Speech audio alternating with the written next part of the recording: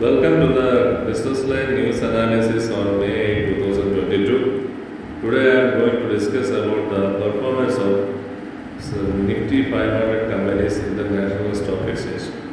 What is the National Stock Exchange? It is the largest stock exchange in India out of the 9 stock exchanges functioning. Nifty 500 means the performance of 500 companies on the basis of market capitalization that is listed in the National Stock Exchange. The Nifty 500 companies posted a 25% year-on-year growth in revenue and 17% growth year-on-year in net profit, net margin. The net revenue means the sales growth year-on-year means compared to 2021 March, that is quarter 4 is ending in March 2022 and it is starting from January 2022. So 25% growth in revenue means last year January to March 2021 it was some figure, suppose it is 100. This fourth quarter, from January 2022 to March 2022, it is now 125. First of all, let us understand what is year-on-year growth. 2021 was the last financial year. 2020 to 21 was the last financial year. And 2021 to 2022 is the present financial year. All these growth figures indicate that the Nifty 500 companies have performed exceedingly well because net revenues have grown a very higher percentage and the net operating margin has also grown at a very higher percentage.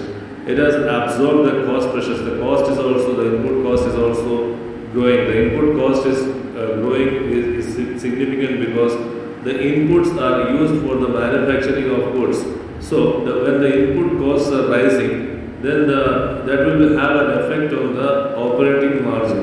Operating margin is the margin of profit before the interest rate.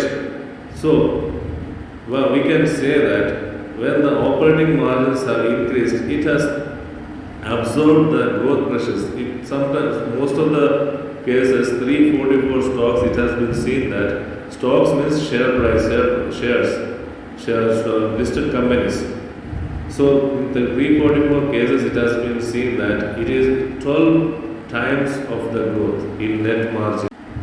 The net operating margin increase shows that the companies are in a better position to absorb the interest cost. Interest cost means the cost on the CC or the overdraft taken by the companies from the bank or even term loans are included. So interest costs are better absorbed. There is a ratio which measures this interest coverage. That is the ratio of the operating margins covering the interest, which is at a very higher figure of 21 times. For metal companies, for cement companies, for FMCG companies, etc. So this shows that quarter 4 has been very much impressive. But not to be forgotten that in the coming quarters, it will be very less growth because the demand will be very much less. And pressure of interest rates, recently the banks have raised the interest rates. Central banks have raised the interest rates, so the interest cost will rise. So the operating margins are slated to come down a bit.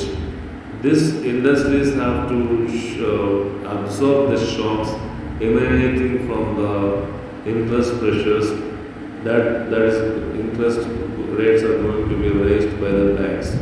Most of the companies have been able to reap the capacity. Some companies like cement companies have been able to raise the capacity of production, and from there the operating margins and the revenue also was very high. So the India incorporation has performed very well in the quarter 4 and for the last 4 quarters. Let us hope that this growth streak continues in the coming quarters also. The central banks have to weigh the cross pressures emanating from the interest rates in the coming monetary policy committee recommendations. So my recommendation to the India incorporation, central banks and the industry sectors is that to increase the capacities, to invest in capital machinery and such things so that the Make in India becomes a greater push for India incorporation's growth story. Thank you, my dear friends. Thank you for your patience. Please like, comment, and share the video. Thank you.